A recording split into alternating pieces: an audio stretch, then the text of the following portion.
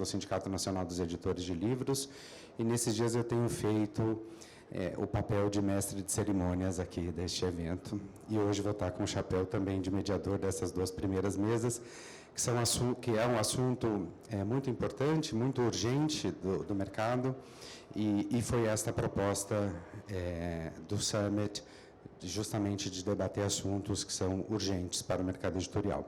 E durante a manhã, então, a gente vai tratar de inteligência artificial, esse assunto tão palpitante, né? E a primeira mesa é intitulada Uso Consciente e Possíveis Impactos na Indústria Editorial da Inteligência Artificial, né?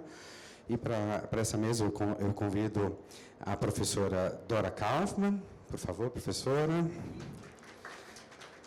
Bruno Mendes, diretor de marketing da Ediouro.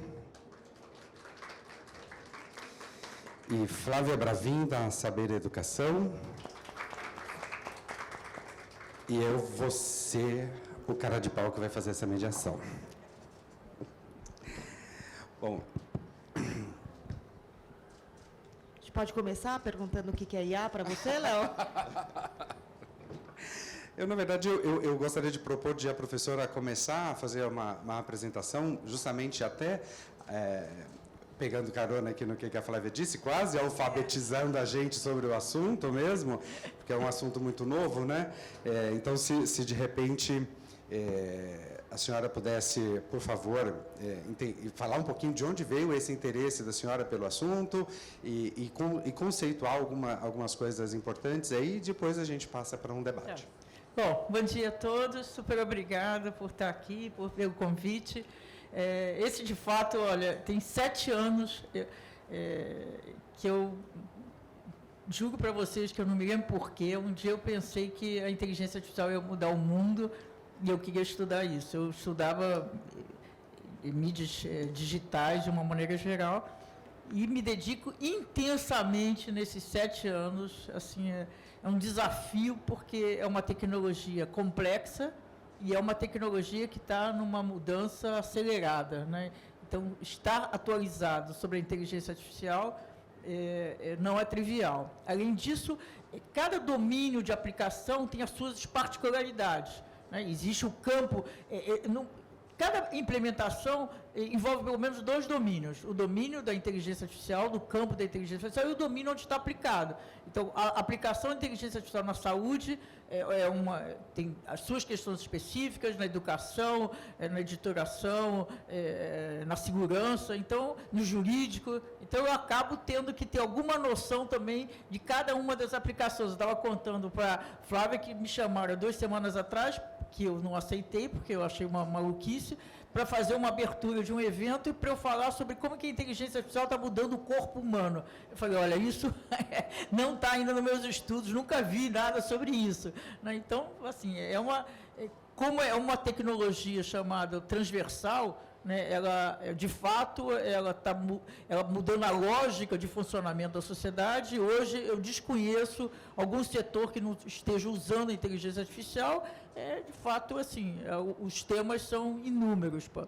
Então, há 7 anos, eu tomei a decisão de estudar e tomei uma decisão, na época, aproveitando que eu fiz engenharia em 1843, mais ou menos, de estudar a tecnologia em si, né? Então, eu acho muito importante...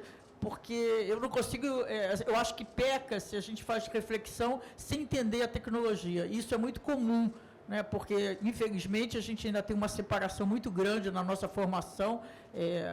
O ensino ainda é a estrutura básica da economia industrial, cada um na sua caixinha, e o pessoal de humanas, né, nós de humanas não temos formação na área de tecnologia e vice-versa.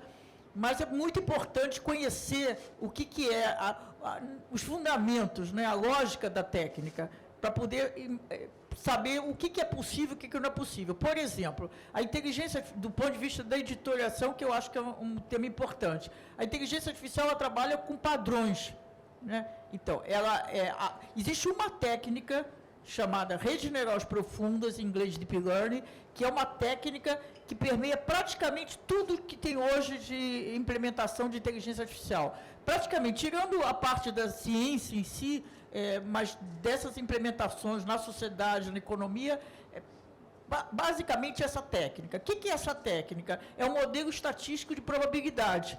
Ele trabalha com probabilidades, né? E ele vai numa grande base de dados, essa base de dados extraordinária, que se convencionou chamar de Big Data, e ele extrai padrões, né? Então, um debate interessante que eu acho que a gente pode ter ao longo dessa conversa é sobre qual é a diferença entre inédito e criativo, né? Quando você trabalha com padrões, você extrai padrões, no meu ponto de vista, você não está sendo criativo, você está reproduzindo exatamente os padrões. Então, essa é uma questão assim, importante do ponto de vista da natureza, né? Hoje, no estágio da inteligência artificial, hoje, não é possível ela criar ela propor alguma coisa criativa, que rompa com o padrão, exatamente pelo oposto, porque ela trabalha reproduzindo o padrão. Ela vai na base de dados e ela identifica padrão. Então, por exemplo, no ChatGPT, qual é a lógica do ChatGPT? Ele busca,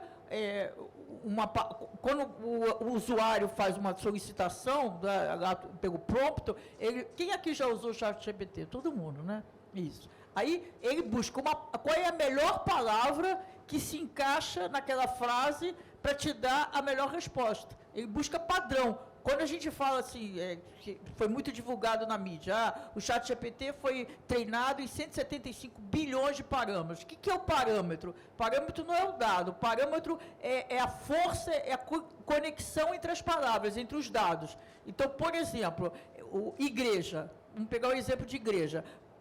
Ele identifica quais são as palavras que aparecem mais frequentemente naquela base de dados monumental ligada à igreja. Então, vai ser padre, não vai ser mar, né? Então, quando você pede um texto, ele busca exatamente esses parâmetros. Ele cria, depois de treinado, até desaparece, não fica na base de dados, não fica lá guardado em algum lugar do ChatGPT, da OpenAI, os dados. Fica só o que ele aprendeu, o que o sistema aprendeu. E o que ele aprendeu é essas correlações. Então, se você pede alguma coisa com igreja, é quase nenhuma possibilidade de ele te trazer mar, ele vai te trazer padre, porque ele aprendeu, ele cria uma hierarquia, que são exatamente os pesos, a força dessas conexões, né? Então, já vou terminar, conhecer um pouco essa lógica, que eu acho que é a contribuição que eu posso dar, facilita para a gente entender e saber o que ela pode contribuir e o que ela não vai contribuir para a gente, né? Então, um pouco isso, assim. Mas é difícil falar rapidamente sobre inteligência artificial. Eu brinco que quanto mais complexo que ela está ficando, menos tempo estão me dando para falar sobre ela. E, professor, uma coisa que a senhora disse aí me chamou a atenção, né, que é essa questão de que tudo muda muito rápido, né, que há uma urgência em entender e aprender e compreender essas tecnologias que surgem o tempo todo. Como é que a senhora se mantém informada e se mantém atualizada diante desse cenário? Então, como a minha filha já é adulta, já tenho netos, eu não tenho filho para cuidar todo dia, eu tenho mais tempo disponível e estudando, lendo os livros que saem, os artigos, e discutindo com as pessoas, estando nos lugares. É um esforço enorme, mas também a vantagem de hoje em dia, como eu sou mais velha e vivi numa outra época que a gente tinha que recorrer à biblioteca, hoje as informações estão disponíveis, né? Então, o que você precisa é estudar para você poder ser capaz de fazer também a curadoria, porque muita bobagem está sendo dita, né? O ChatGPT colocou a inteligência artificial como um hype. E como foi o ano passado, foi o metaverso, que nunca existiu, nunca teve tecnologia para existir metaverso, sumiu a discussão sobre o metaverso. Então, são hypes. E se escreve também muita bobagem sobre a tecnologia, algumas bobagens até intencionais por outras razões, mas o que eu faço é isso, é estudar os livros que saem, os textos, os artigos, e eu tenho, claro, as minhas referências, autores de referência, que eu reputo credibilidade, reputo que vai me trazer alguma coisa nova, e também penso, né? Eu acho que pensar é muito importante, penso o tempo inteiro, né? As interações, eu participo de muitos painéis, as interações, as perguntas, meus alunos, né? Eu estou tendo meus alunos dessa disciplina desse ano, eu sou professora do TID, na PUC São Paulo, que é um programa de pós-graduação para mim, eu acho que é o mais multidisciplinar que tem no Brasil, eu não conheço nenhum que seja mais multidisciplinar. Então, tem alunos, e eu tenho orientandos, da área do direito, da psicologia, da educação, do direito, né, já falei, das mais diferentes áreas. E isso cria uma riqueza da publicidade, da propaganda. Então, isso cria uma riqueza de questões que são levantadas que me fazem pensar. Né? Então, eu acho que é isso, é estudar, ler e pensar. Bruno e Flávio, o tema da mesa, né, o uso consciente é o que vem primeiro e depois possíveis impactos na indústria editorial. Eu queria usar essa primeira parte, né, o uso consciente. Primeiro, uso, né, o que é que a gente já está usando de ferramentas de inteligência artificial no métier dos editores, né?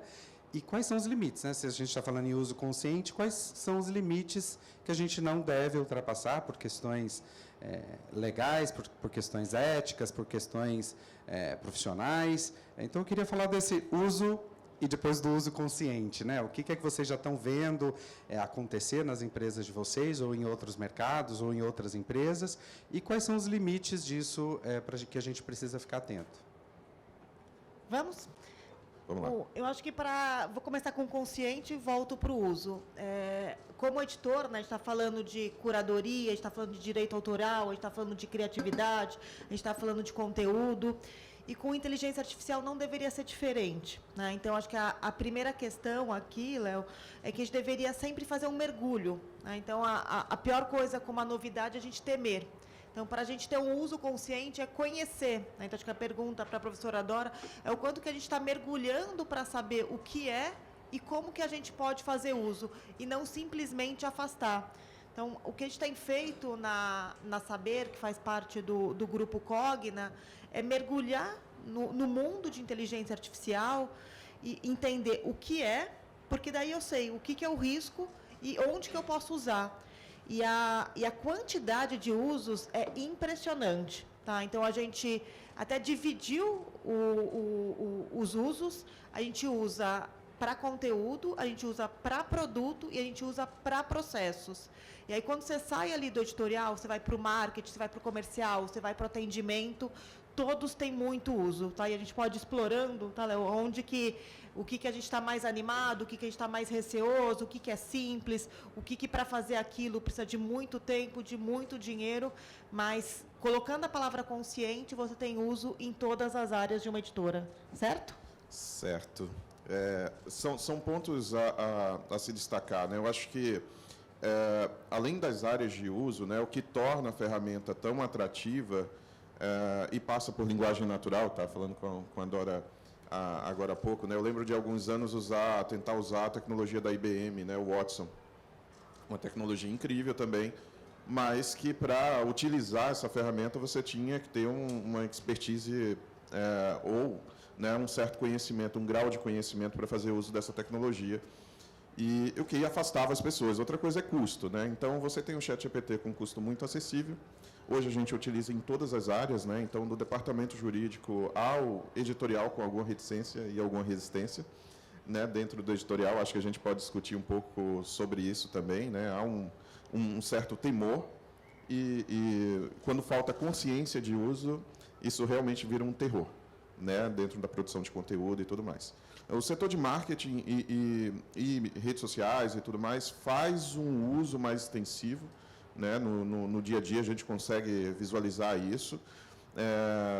A parte, porque a gente pode dividir também, a gente está falando de inteligência artificial de maneira ampla, né, na produção de conteúdo, texto, mas vale destacar também a produção de imagem, né, o que também tem gerado muita polêmica e alguns cancelamentos até de editoras, né, quando utilizam o recurso porque estão tirando o emprego ou a visibilidade de um artista, né, genuinamente. Então, a gente tem feito esse uso de maneira consciente, é gradativo, né? Então as pessoas têm um grau de adaptação à tecnologia e uma curva diferente, né? Então o setor do marketing abraçou, entendeu, está utilizando, o editorial já olha para aquilo e fala, poxa, mas será que eu estou cedendo, de alguma forma, o conteúdo, que eu tenho essa seção de direito autoral, eu não estou jogando dentro do banco de dados e eu não tenho esse direito de fazer isso, né? Então, são vários tópicos e questões que a gente pode levantar aqui. Não sei como a Flávia tem encarado esse tipo de desafio, mas lá costuma ser frequente. Esse medo da perda do dado e a cessão desse dado para outra base de dados. Quando você mergulha, e a gente fez isso na empresa, então a gente tem um plano de 100 dias, a gente fez muitos cursos, eu tive em julho estudando, a gente foi buscar parceiros como Google, Microsoft, porque você tem como ter um aquário, uma zona protegida que os dados são seus. E o que a gente viu, que eu acho que é muito impressionante do nosso caso, é que a gente está testando, a gente está aprendendo, né? Não é que, acho que qualquer pessoa que fala que é especialista ali está muito errado.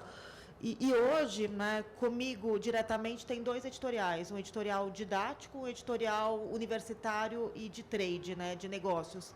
E a gente não tem resistência, porque o fato de a gente estar aprendendo, né, então, vamos ver qual que é a resposta quando eu quero um título, um nome de personagem. Vem coisas absurdas, que são até engraçadas de ver a resposta, e coisas que te dão insights. Então, a gente hoje está na fase de que baixa a guarda e começa a brincar com a tecnologia até no editorial, em algo protegido. Tá? Então, até de pegar um livro infantil, deixa eu ver como viria essa tradução, esse termo que eu estou com tanta dificuldade, e aí tem uma coisa super interessante que é o fine tuning, né? Quando você vai refinando e aquilo vai te trazendo uma conversa, que acho que é um nome que vem da Microsoft, que é Copilot, que é isso, né? Você é o piloto, ele é um copiloto. Você usa e você aciona quando você quiser. E eu acho que essa liberdade que o editor tem, de alguém que está ali para apoiá-lo, né? Só que a decisão final é dele, não é da tecnologia na criação de conteúdo. A Flávia tocou nos 2 pontos que eu acho fundamentais. Um é a experimentação. Né? Eu estou absolutamente de acordo e eu falo todo isso o tempo. Nós temos que experimentar. Cada um, na experimentação, vai identificando como que pode te ajudar nas suas tarefas, naquilo que você tem que fazer. Bom, então isso. E o segundo é que eu acho também fundamental, que o nível a inteligência artificial, essa técnica que eu mencionei antes, ela é muito limitada. Então, hoje, ela funciona como um parceiro do especialista, qualquer que seja a área do especialista. Porque ela tem, como todos vocês, eu acho que a magia do ChatGPT de janeiro, fevereiro, março, eu acho que já está indo embora, porque todo mundo está experimentando e vê os limites. Né? Então, pelo que eu falei antes, o modelo estatístico de probabilidade já tem um limite, que é o fato de que tem uma variável de certeza intrínseca. Né? Eu não quero complicar, mas isso é sempre uma probabilidade. A probabilidade daquela palavra, a probabilidade daquela imagem ser o que você está pedindo, é sempre uma probabilidade. Além disso, essa técnica e todas as soluções que decorrem dessa técnica, elas são treinadas em bases de dados monumentais, como eu já disse, e são bases constituídas sem nenhum critério de qualificação. Não tem um trabalho de qualificação. Então, nessa base de dados tem tudo. Né? Então, também isso resulta em distorções, resulta em inapropriações. Então, tem uma série de questões que têm a ver com a natureza da própria técnica. Né? Então, eu acho que, assim, pelo que eu tenho acompanhado, de fato, uma das áreas dos setores mais atingidos é a indústria criativa, como um todo. Né? E agora, mais ainda, com IA generativa. Essa técnica que eu falei, redes neurais profundas, em inglês Deep Learning, ela se organiza em 2, digamos, categorias. Né? Uma é IA preditiva e a outra é IA generativa. Qual é a diferença? Não sei, mas eu acho que essa aqui é a minha contribuição. Porque, qual é a diferença entre a preditiva e a generativa? Que é a mesma técnica. Né? A diferença está no que se chama arquitetura. O que é arquitetura? É o senso comum que a gente tem de arquitetura. A arquitetura dessa sala é como é que a gente organiza os elementos, né? As cadeiras, os aparelhos, como é que a gente estrutura os elementos que compõem a arquitetura do prédio. É isso, arquitetura. Então, essa técnica ela tem alguns elementos, basicamente 3. Então, como é que você organiza esses elementos? São arquiteturas distintas. Então, até então, nós tivemos predominantemente a IA preditiva, que eram modelos, para cada tarefa você tinha que desenvolver um modelo específico e ele fazia previsão. A IA generativa, além de fazer a previsão, é o que se chama, na linguagem técnica, ele sintetiza. Ele cria, né, entre aspas, porque não é criatividade, mas ele cria uma imagem, um texto, um código, um vídeo, né? Então, ele vai além, mas o raciocínio é sempre a probabilidade, como eu já falei. Então, essas duas categorias, na verdade, a primeira IA generativa, a primeira arquitetura de IA generativa foi desenvolvida, foi proposta em 2014, que é a GAN. E também isso é uma outra questão. Todas as soluções de inteligência artificial, pelo menos as que eu conheço, elas trazem, ao mesmo tempo, malefícios e benefícios. Isso é uma das questões também da complexidade de lidar com essa tecnologia, do ponto de vista ético, do ponto de vista regulatório. Então, por exemplo, a GAN.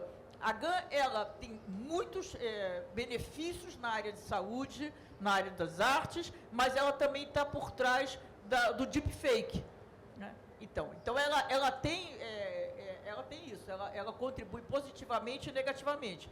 Mas qual é a grande disrupção do ChatGPT? O ChatGPT, a disrupção tem a ver, porque a interação, a interface homem-máquina é através da linguagem, que é, de fato, o que nos diferencia das outras espécies humanas, das outras espécies, né? É o fato de que a gente tem uma linguagem de comunicação. Então, como já foi dito, não precisa uma especialização. Mesmo a GAN, você precisa ter um nível de especialização. Hoje você interage e foi isso que deu que eu acho que é responsável pela magia inicial. Estou lá conversando e ele está me respondendo. Nunca tinha experimentado isso. E a outra disrupção é o fato de que é multitarefa. A IA preditiva, como eu disse, para cada função, para cada tarefa, você tinha que desenvolver um sistema. A IA generativa ela é multitarefa, ela pode produzir N situações, né? Mas eu acho que mesmo antes da IA, do fenômeno da IA, que não é só o ChatGPT, né? O Bard do Google, o Llama da Meta, Facebook, já estava sendo usada a inteligência artificial na editoriação. Então, eu acredito que vários de vocês sabem que já tinha vários livros, autores assim, populares, certo sucesso, que o que pedia para a inteligência artificial? Como eu disse, é padrão. Então, quais são os elementos que fazem sucesso, por exemplo, entre os jovens? Quais são os elementos? O que você tem que ter no livro? Como você tem que... Se você colocar, analisar, não estou falando sobre literatura, né? Aquela literatura que faz parte da história da cultura mundial, da cultura da humanidade. Estou falando dos livros que fazem sucesso, que são padrões. Então, se você tem padrão, se são ações, são produções que você consegue identificar claramente padrões, a inteligência artificial pode ser um parceiro para produzir isso. E, claro, com o ChatGPT ficou mais fácil, né? Eu estava contando que eu acho que semana retrasada, eu fui num programa da cultura, que quem estava junto comigo participando estava orgulhoso que fez um livro em 10 dias com o ChatGPT, sobre o ChatGPT, né? Agora, é um livro que ele não traz nada de novo, né? É isso, é sempre padrão. Eu fiz foi a única vez que eu fiz esse experimento. Eu escrevo bastante, não só a minha coluna, mas para o Valor, para o Globo e para outros veículos, para outras revistas. E aí eu fiz uma experimentação. Eu pedi lá para o ChatGPT, botei tudo que eu queria. Eu não usei nada. Por quê? Porque o que ele trouxe, quando eu acabei de ler, eu já nem me lembrava. Porque não teve nenhum argumento diferente, né? Quando eu escrevo, eu tento, não sei se eu sou feliz sempre, mas eu sempre trago alguma coisa nova, um argumento que acrescente no debate, né? Agora, o que ele fez para mim, o que o ChatGPT produziu, do que eu pedi, era um texto sintaticamente muito bem escrito, correto, mas é aquele texto que você acaba de ler, não te acrescentou nada, você nem se lembra, porque foi exatamente, ele pegou o padrão, o que tem sido dito sobre aquilo ali, quais são as conexões mais fortes, então é o que mais se fala e de que maneira se fala sobre aquilo. Então essa discussão sobre a diferença entre inédito, isso vale para a imagem também. Né? O que são os artistas criativos, que a gente considera, o que são os artistas comerciais. Né? É a diferença sempre do inédito e do comercial. Agora, eu acho que uma questão também muito relevante, nesse caso aqui de vocês, é a discussão sobre o direito autoral. Né? Eu acho que essa... Assim, a minha impressão é que nós temos que repensar o que é direito autoral, como é que funciona. Eu acho que isso não é só por causa do ChatGPT, isso não é só por causa da inteligência artificial. Eu acho que tem a ver com a internet. Eu faço as perguntas assim, qual é a diferença de você buscar referências e você... Porque uma coisa é você copiar, é falsificar. Aí não tem... Aí é falsificação, acabou. Você pegar um sistema de inteligência artificial e pedir, como ele é capaz de fazer, faça uma tela no estilo do Van Gogh. Né? Ele vai fazer, mas isso é falsificação, não precisa se discutir. Agora, se ele produz alguma coisa... Tem uma exposição, não sei se algum de vocês viu, lá acabou agora em março, no MoMA, é um artista, o Anadol, Rifka Anadol, ele fez, alguém de vocês viu, quer dizer, leu sobre isso? Ele fez um painel monumental na entrada do MoMA de Nova York, e ele trabalhou com 180 mil obras de arte, que é o acervo de 200 anos do MoMA. E a partir dessa ele criou, o sistema criava todo o tempo, né, imagens que iam se modificando, imagens abstratas, e se modificava com a movimentação, com a acústica, com vários fatores. Aí você pensa assim, ali eu acho que, para mim, em princípio, posso mudar de ideia, não tem problema, mudo de ideia toda hora, mas em princípio eu não vejo um problema, do ponto de vista de direito autoral, você usar obras de arte, por exemplo, ou textos, para você treinar o algoritmo, porque... O que esse sistema produziu ali todo o tempo, obras de arte abstratas, imagens, não é obra de arte, imagens abstratas, não tem nenhuma relação com as 180 mil obras que foram feitas. É só para treinar aquilo que eu falei no início, a relação, né, o peso, o que está se relacionado dentro dessa base de dados. Agora, se você vai produzir alguma coisa... Bom, então essa é uma discussão, que tem vários no mundo, processos, artistas e escritores que estão se sentindo incomodados que a sua obra, garantida por direito autoral, está sendo usada para treinar. Eu acho que isso... não tem como você determinar o quanto foi da contribuição de uma obra nesses milhões de dados para o resultado final, e eu acho que também o resultado final não tem a ver com a obra. Então, essa é uma discussão. Então, tem várias discussões dentro da questão do direito autoral.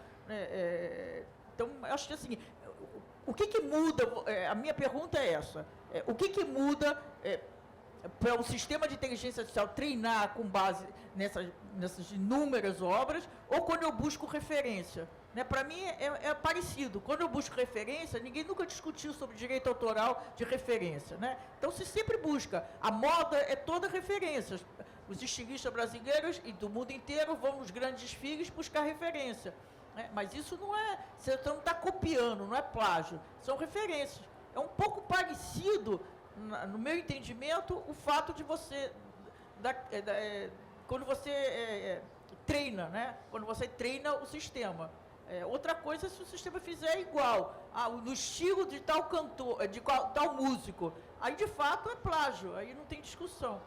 Mas isso não nada que envolve inteligência artificial hoje é simples de discutir. Né? Nada, é muito complexo. E a gente tem uma dependência, quando a Flávia falou, a Microsoft e o Google, não sei se vocês sabem também, mas hoje eu considero que a OpenAI é uma empresa da Microsoft, na prática, né? Porque a Microsoft veio de investimento para poder entrar na competição, e de fato entrou junto com o Google, hoje são as duas que competem, ela fez o investimento na OpenAI, e a contrapartida é um acordo de exclusividade. Todos os produtos da OpenAI só podem ser comercializados pela Microsoft. Então, para mim, o maior impacto que serve para qualquer área negativo é a concentração de mercado. Né? Então, hoje, a inteligência artificial são 5 empresas americanas, Big Techs, que elas dominam a pesquisa, o desenvolvimento e a implementação e uso da inteligência artificial. Então, isso é assustador, né? Então, é muita concentração. Então, quando a Flávia falou, se referiu porque está correto. A Microsoft e o Google estão comercializando os seus produtos já no Brasil. Só para terminar, tem 3 formas diferentes de você interagir com o Bard ou com o ChatGPT. Uma é essa que a gente está fazendo, que a gente vai lá e nos cadastramos e usamos.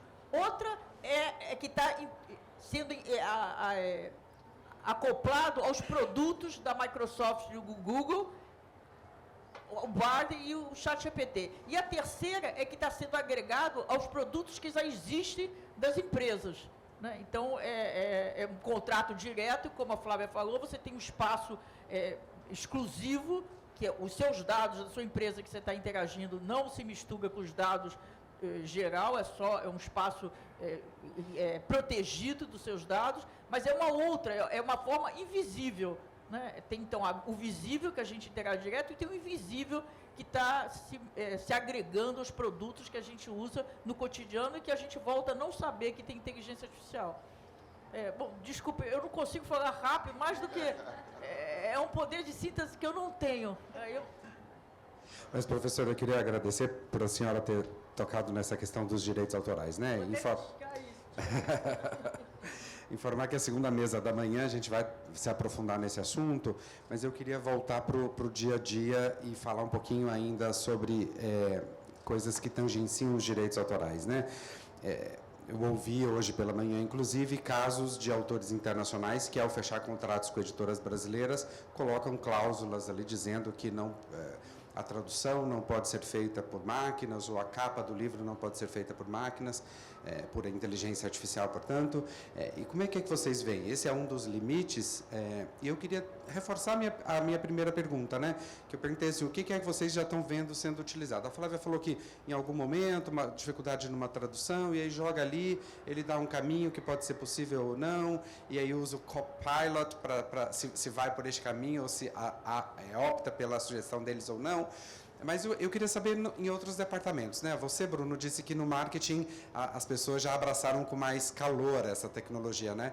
Temos bem práticos, assim, o que está sendo feito? Sei lá, é um post, o texto de um post? O que é? E na distribuição, e na venda, o que mais que essa tecnologia pode prever ou pode predizer, né? Pode predizer, por exemplo, as tiragens, o tamanho da tiragem que eu vou fazer, se é 1.000, 2.000, 3.000, 5.000 ou 10.000, isso já existem ferramentas que dão caminhos assim para a gente, em termos bem práticos mesmo, né? Bom, Léo, esse é um ponto crucial, né? Assim, falando um pouco de comunicação, sim, posts e criação de imagens para a rede social é o uso mais óbvio, assim, é o mais trivial, né? Mas hoje a gente utiliza, por exemplo, para fazer para quem, né, vende na Amazon, por exemplo, o A+, né, que é o A+, lá que a gente tem uma página especial lá. A gente precisa de uma copy, né, que é o texto que vai, diferente do que é a sinopse, né? A gente precisa de um texto de venda e a gente utiliza a ferramenta para fazer esses textos de venda e vender esse produto ali dentro dessa página. Então, toda aquela constituição da página do A+, do A+, lá da Amazon, a gente utiliza, por exemplo, esse tipo de recurso.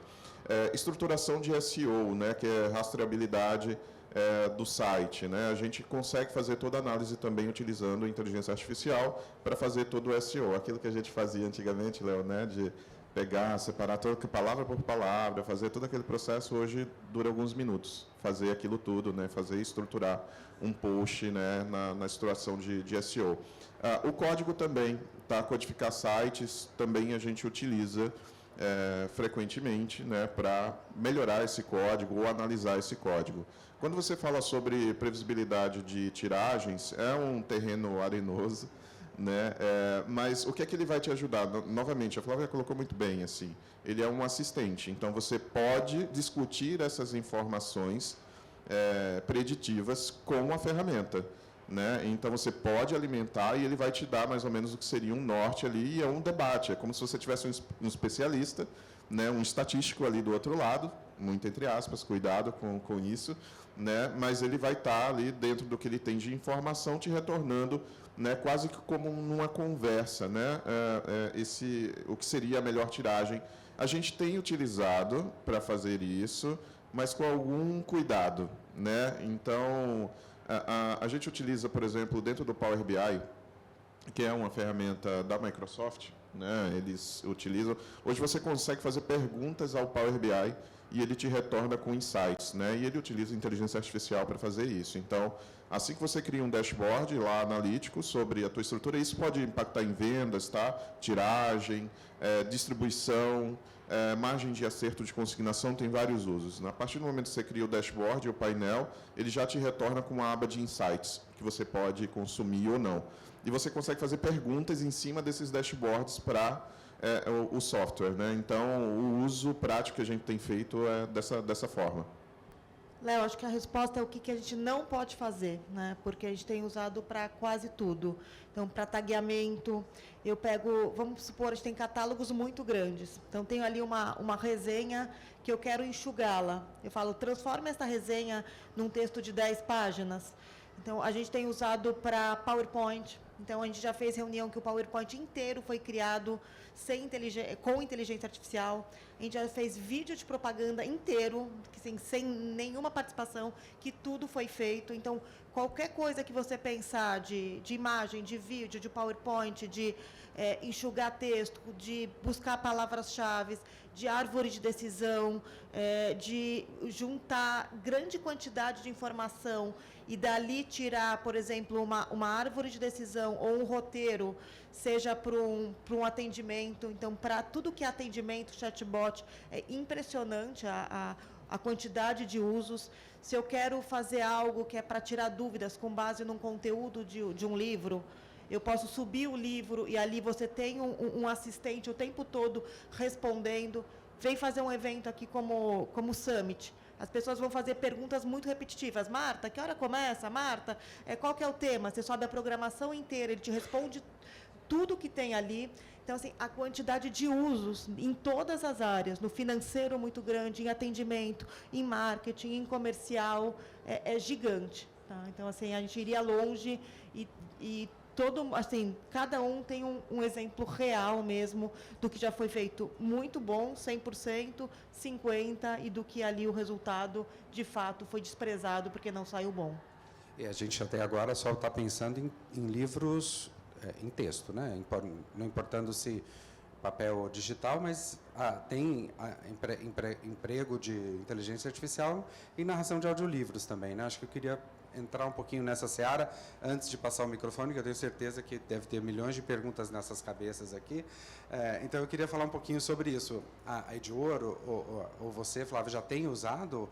Eu não sei se vocês produzem audiolivros lá, mas já tem usado alguma coisa? Na verdade, por intermédio de parceiros, né? Assim, isso também depende do contrato, né, estabelecido.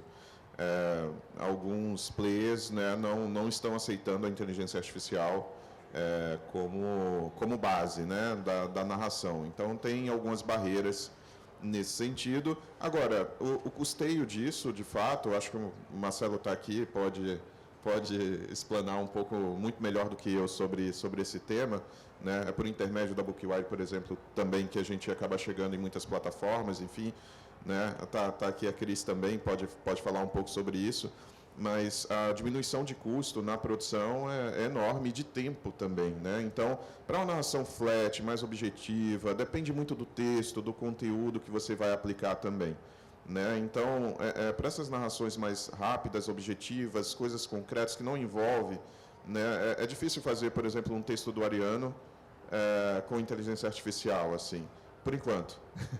Né? É difícil emular Guimarães Rosa com inteligência artificial. Então, pede para a inteligência emular Guimarães. Se você entender um pouquinho de Guimarães Rosa, você vai olhar e vai dizer, pô, é impossível, ele ainda não consegue chegar nesse aspecto aqui, né? Então, tem algumas limitações. Agora, o emprego, a maneira como tem sido usado no áudio especificamente, que você perguntou, a gente usa muito para peças publicitárias e narração. Inclusive, eu posso pegar esse áudio que eu estou aqui, que vai ter algum ruído, jogar lá, ele vai fazer o tratamento do meu áudio, parecer que eu estou no estúdio, né? Essas coisas são possíveis e a indústria do áudio vai poder utilizar muito bem, né? Eu vejo já alguns usos. Léo, a gente tem feito vários workshops e teve um que a gente pegou a fotografia do presidente da empresa e aí subiu um texto, pegou na internet a voz dele, e assim chega o consciente, né, para o bom uso e para o mau uso.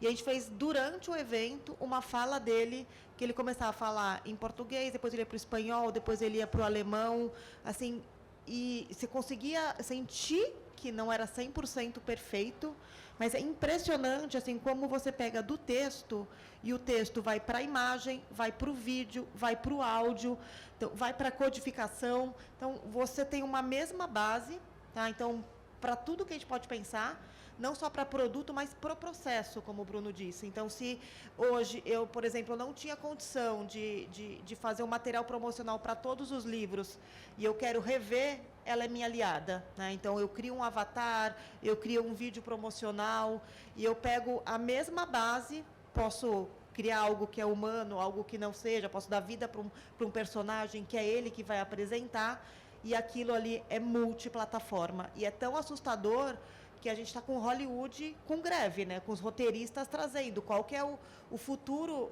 de algo, né? Altíssima produção e em xeque, né? Que eu acho que é a grande questão do uso consciente, aonde ficam os empregos, né? Onde que fica uma grande base de, vamos dizer, de funções, e aí tem discussões infinitas, né? Ela atinge mais a base, o meio ou o topo? E outra questão que a gente traz muito é que a questão do prompt, do perguntar, ganha muito valor, né? Então, numa sociedade que o conteúdo está tão disponível, você saber curar, que é a natureza dos editores, né? Você saber daquela imensidão, daquela confusão, né? O que você traz para o seu livro, para o seu áudio, para o seu conteúdo, que guia, continua sendo o nosso papel, né? Comentário sobre o impacto no mercado de trabalho, né? Todo o desenvolvimento da inteligência artificial, para mim, o maior impacto social é exatamente sobre o trabalho. A gente já vem num processo, desde meados do século passado, de automação, né? A indústria automobilística, por exemplo, era um setor no Brasil que tinha maior taxa de empregabilidade. Hoje são máquinas fazendo máquinas. Agora, a inteligência artificial expande esse processo quando ele entra no espaço em funções cognitivas, né? Então, eu não vejo assim que profissões estão terminando, e eu acho que, pelo menos, no horizonte assim que eu possa ver, não acho que termina profissões, mas são funções e tarefas, né? Sem dúvida nenhuma. Então, isso é um impacto, né? Está aumentando a desigualdade. A inteligência artificial contribui para o aumento da desigualdade. Por um lado, tem uma hipervalorização das funções que precisam qualificação, e diversas funções estão sendo automatizadas e, óbvio, se tudo, eles falaram super interessante que a prática deles, eles vão precisar de menos pessoas para fazer aquilo que já fazia. Não tem, isso é inexorável. É meio falacioso, na minha opinião, as pessoas dizerem, não, mas tem outras funções que surgem, mas são quantitativamente em número muito menor, porque o depoimento deles é isso. Antes eles precisavam de mais gente, hoje precisa de menos gente. Precisa de gente qualificada que saiba interagir com todos esses recursos da tecnologia, mas é menos pessoas, né? Então, as greves em Hollywood, por exemplo, a questão do dublador, não tem como segurar para o ser humano a função de dublador. Não tem nenhuma empresa de produção cinematográfica, produção de áudio, que vai manter... só que seria uma ONG, né? Seria uma empresa com... Então, isso também é super importante de discutir, né? Quais são as alternativas dos seres humanos em relação ao avanço da automação e mais ainda com a inteligência artificial? É um tema. Obrigado, professora. Eu queria, então, rodar o microfone entre vocês. Caso alguém queira fazer uma pergunta, basta levantar a mão. Oi, gente. Bom dia a todos. Eu queria perguntar aqui para a mesa Quando o mercado começou a receber o audiolivro, sempre houve aquela conversa de o livro digital vai engolir o livro físico vai acabar, e a gente vê que os dois coexistem aí há muitos anos, cada um com seu papel e sua relevância, e a gente sabe que existe uma regulamentação em questão de preço para o e-book, para manter a saúde de mercado. Vocês acham que pode haver algum tipo de regulamentação da inteligência artificial na produção de conteúdo editorial do nosso trabalho, algo que defenda de um impacto grave, mas permita que a gente faça bom uso de algo que tem um lado positivo, mas também tem um lado negativo? Eu sou representante das editoras no IFRO, né, que é uma organização internacional que tem ali vários players para discutir copyright. E aí tem muita relação com a União Europeia, que é um lugar que está bem avançado. E aí eu posso te falar o copo meio cheio e meio vazio, tá? Do copo meio cheio tem muito debate, tem muita necessidade de regulamentação. A gente, como ali junto com a IPA, que é a vaga que tem no board que eu represento, é a importância do copyright, né? Então, se o modelo foi treinado com livros, tem copyright. Como que você faz esse uso correto? Então, esse é o copo meio cheio, tá? Então, vem muito avanço, tem muito debate. Então, é algo que tem muita gente discutindo o tema em todas as esferas, principalmente internacionais. O copo meio vazio é um terreno muito difícil, tá? Então, para te dar um exemplo, saindo de livros, que eu acho que para mim é bem educativo, eu fui fazer um curso sobre inteligência artificial em Harvard. E eles disseram que é impossível você detectar alguém que sabe usar muito bem se aquilo foi feito com inteligência artificial ou não. Então, eles falam que o único jeito de você detectar é o uso estúpido, quando a pessoa esquece de tirar o prompt. Então, eles mostraram, por exemplo, as applications do curso e fale quais foram usadas. E a gente ficou um tempão e todas tinham sido usadas. Então, ali na regulamentação, como que você vai falar, não use? Você não tem como provar, né? Então, o uso para uma pessoa inteligente, quando você fala para um autor, né, que foi uma das perguntas, você não pode usar, você não tem como detectar o uso, porque aquilo teve muito fine tuning, teve muita pergunta inteligente e está ali embutido no meio.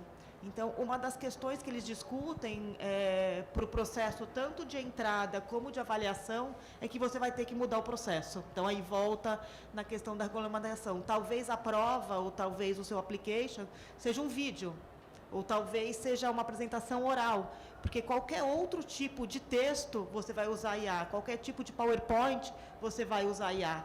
Então, isso vai nos fazer muita reflexão e, para mim, é nada raso chegar nada simples chegar nesse caminho.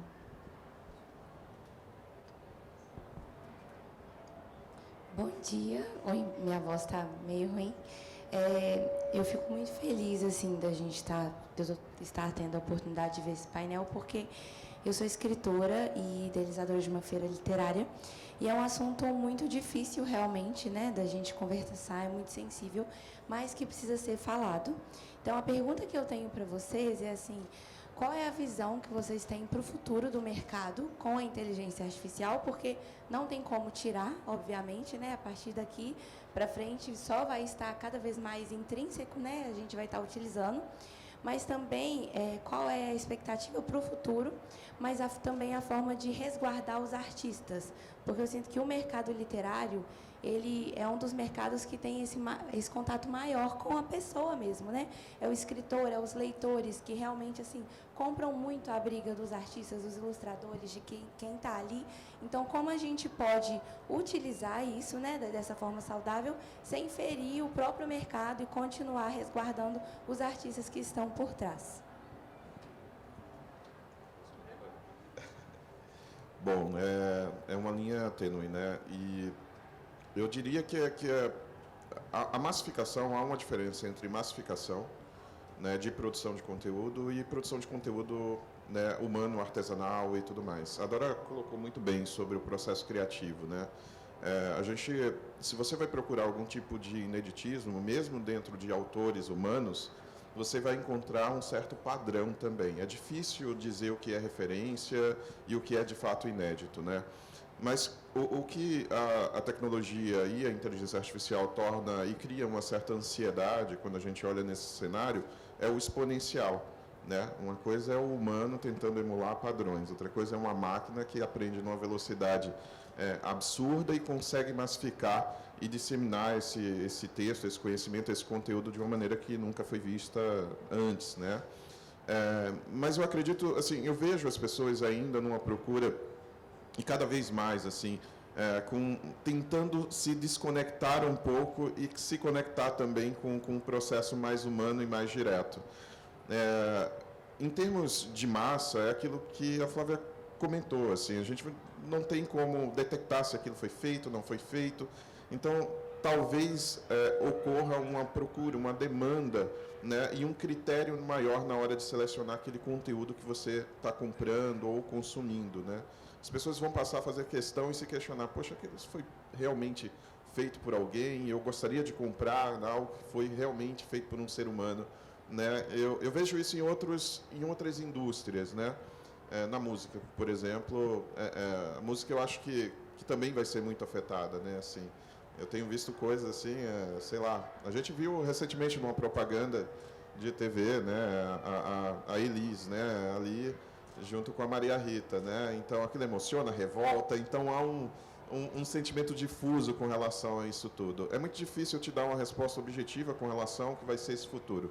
O que eu posso te dizer é que isso vai massificar, né? Não tem uma outra, né? Seria uma mentira, seria leviano da minha parte dizer não, fica tranquilo, isso não vai impactar. Claro que vai impactar, já está impactando, já é uma realidade. No entanto, há uma demanda, uma procura pelo humano também das pessoas, né? Diretamente procurando um conteúdo que seja mais próximo, que é interessante também, assim. Então, eu acredito que sempre haverá mercado, desde que haja gente querendo consumir determinados tipos de conteúdo e formas específicas de criação de conteúdo, sempre haverá mercado para essa base. Eu só queria complementar, eu acho assim, o básico está dominado pela tecnologia, né? Seja qualquer área. Não adianta o ser humano ficar tentando brigar sobre o básico. O básico está dominado e a tecnologia vai fazer cada vez melhor esse básico, né? Então, isso que eu tinha falado antes, a diferença entre inédito e criativo. Quando a gente fala sobre os seres humanos, a gente não fala que todos os seres humanos são criativos e tudo que os seres humanos produzem são criativos. A maior parte dos seres humanos produzem o básico, que não tem nada de criativo, nada que te muda a sua vida, nada que te impacte de uma forma, né?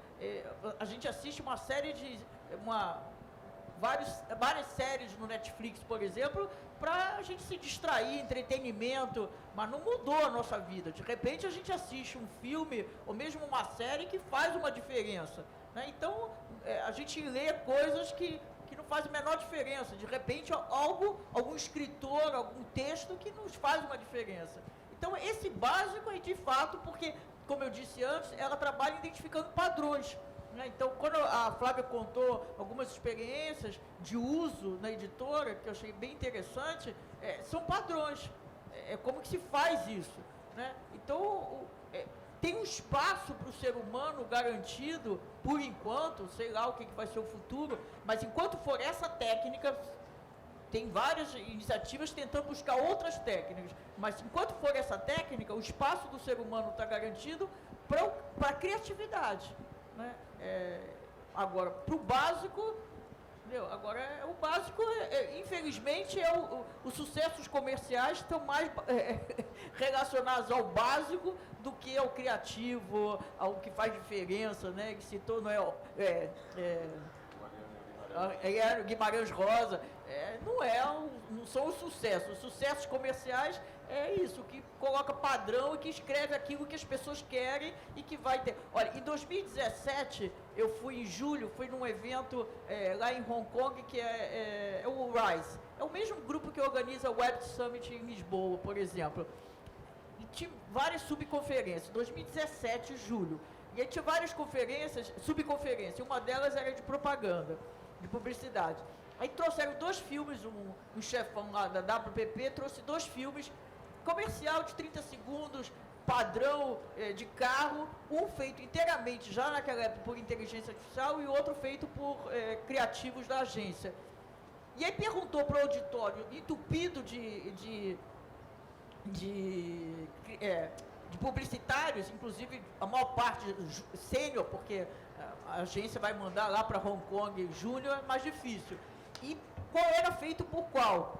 Foi interessante que errou. A maior parte das pessoas achou que o que foi feito por inteligência artificial era feito por humano. E a explicação é que tinha mais emoção, tinha mais sentimento. É exatamente a inteligência artificial busca o padrão, até mesmo qual é o tipo, qual é a maneira de você atingir as pessoas, que é o padrão dos melhores comerciais de propaganda de 30 segundos. Então, em 2017, isso que você falou, que não sabe identificar o que foi que vocês falaram, é exatamente isso.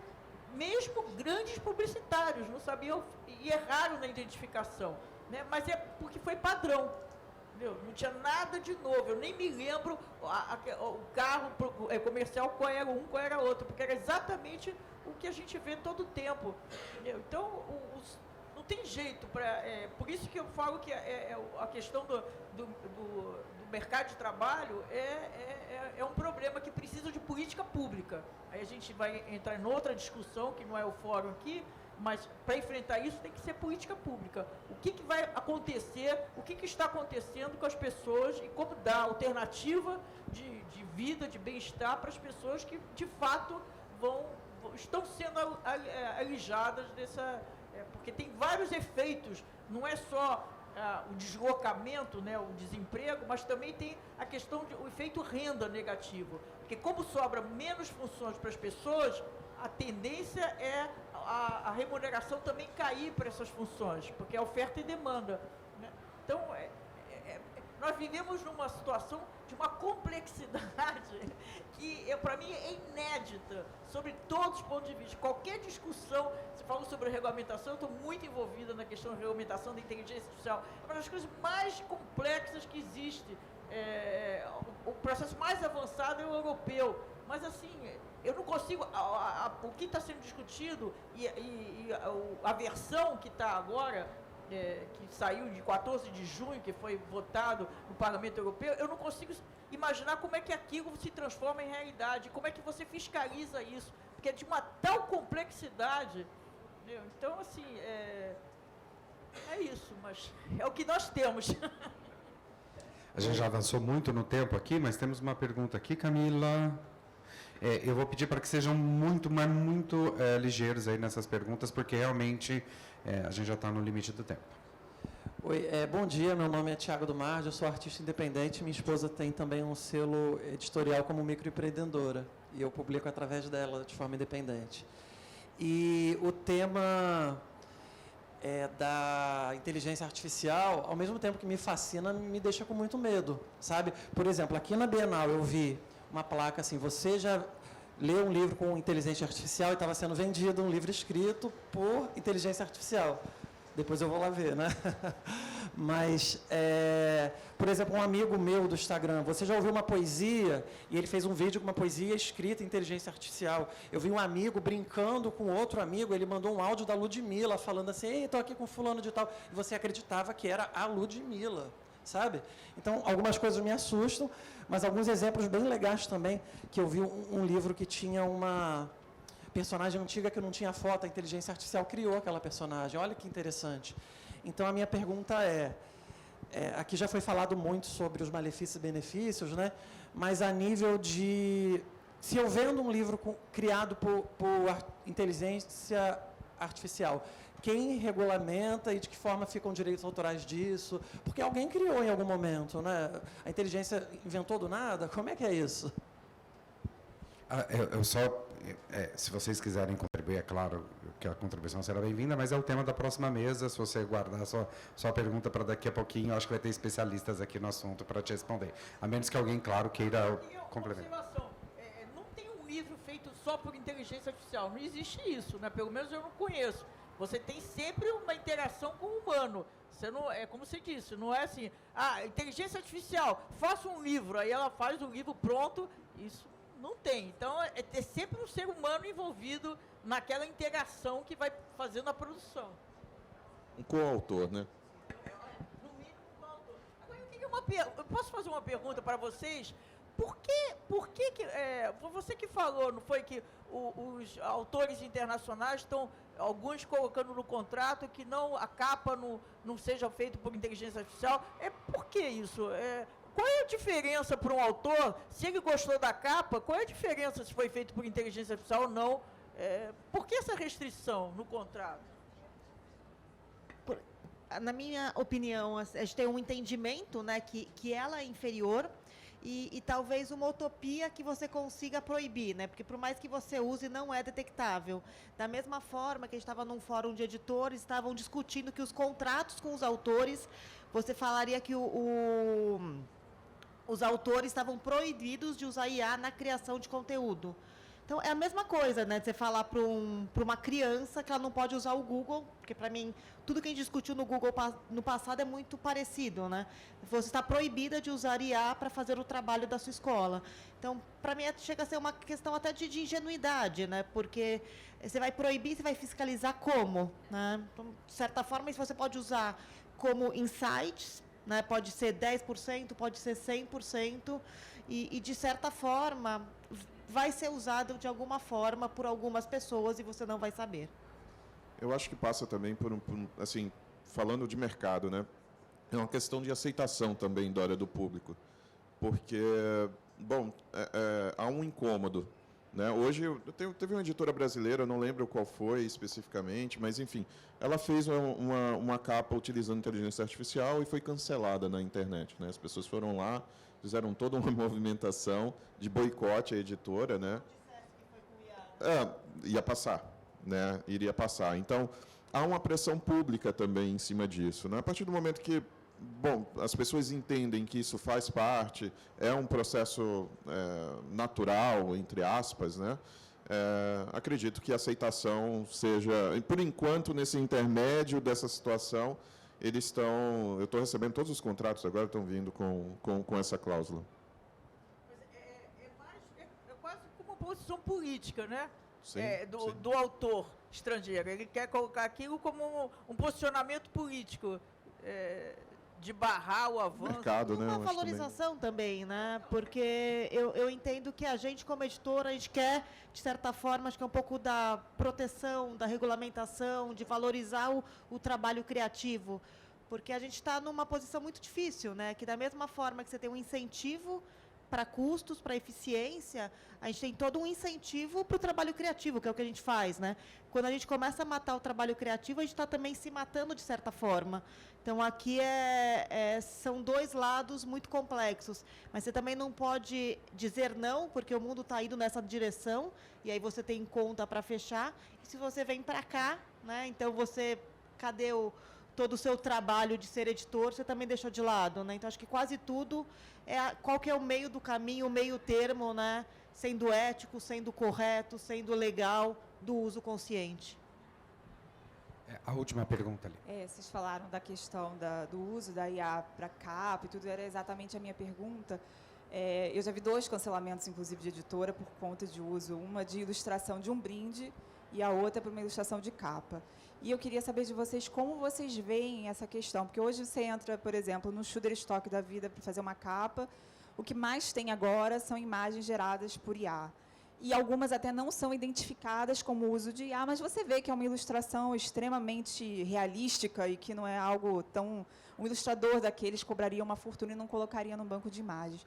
Como vocês hoje estão lidando com isso, né? Vamos evitar um pouco de usar isso até as pessoas se acostumarem com a questão da inteligência artificial, ou não, a gente está utilizando e colocando a cara a tapa e vamos ver como é que vai. Como é que vocês estão lidando com isso hoje? Hoje, por essas restrições, a gente não tem utilizado, né? Pelo menos a parte de imagem, né? Que a gente faz uso são, no geral, passam por critérios mais comerciais, né? Mas, de fato, para produzir conteúdo no livro, dentro do livro, não. Não sei se não Da nossa parte, acho que é o que eu falei, está experimentando, tá? Então, nenhuma política para sim, nem para não, e também não é nunca 100%. É muito mais um apoio, um copiloto que vai com você. Esse é o nosso status hoje. Muito bem. Gostaria de agradecer a você, professora Dora, Bruno, Flávia, agradecer a vocês que participaram conosco também, dizer que o assunto segue na próxima mesa, né? A gente, não sei se a gente vai ter intervalo, vai ter um intervalo de 10 minutos, mas o assunto segue com especialistas em direitos autorais falando do impacto disso, da inteligência artificial nos direitos autorais. Vou convidá-los para uma fotografia oficial aqui agora.